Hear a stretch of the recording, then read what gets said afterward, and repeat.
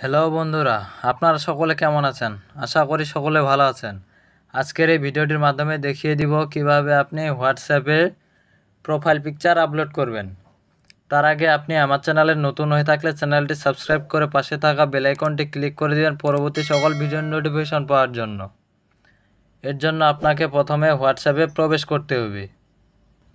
তারপর উপরে থাকা 3 লাইন অপশনে ক্লিক করে দিবেন। তারপর সেটিংসে ক্লিক করে দিবেন।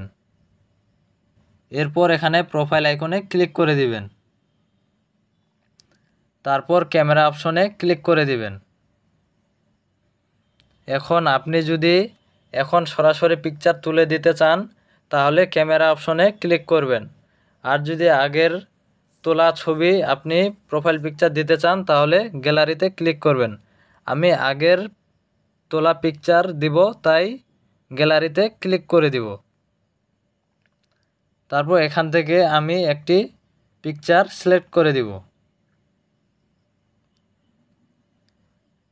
তারপর এটা ঠিকমতো বসিয়ে দিবেন। বসিয়ে দেওয়ার পর ডানে ক্লিক করে দিবেন। এই যে দেখুন, আমার প্রোফাইল পিকচার সেট হয়ে গেছে।